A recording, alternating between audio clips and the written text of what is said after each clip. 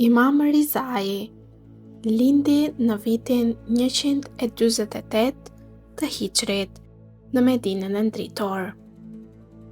Ai ishte djali i Imam Musa al-Kadhim, paqja qoftë mbi ta.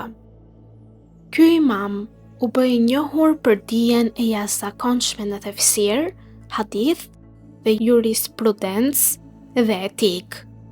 Në kohën e kalifit Abbasid al-Ma'mun, ai u thirr nga Medina në Merv dhe u caktua trashëgimtari i fronit, një veprim që kishte synime politike për të fituar mbështetjen e popullit.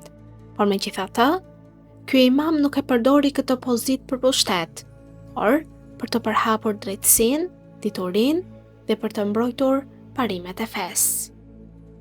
Në fytyrën e tij njerëzit shihnin qetësinë, në fjalët e tij gjenin shpresën, ndërsa në sjelljen e tij mësonin se si njeriu mund të jetë i madh pa krenari dhe i fuqishëm pa padrejtësinë.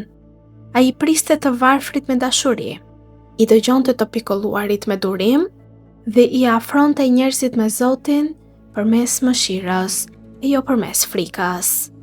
Emri i tij mbeti simbol i zemrës së pastër dhe i shpirtit që nuk thyhet kurrë nga sprovat. Prandaj, miliona njerëz dhe sot e kujtojnë me lot në sy dhe dashuri në zemër, sepse disa njerëz largohen nga kjo botë, por drita e tyre mbetet e përjetshme.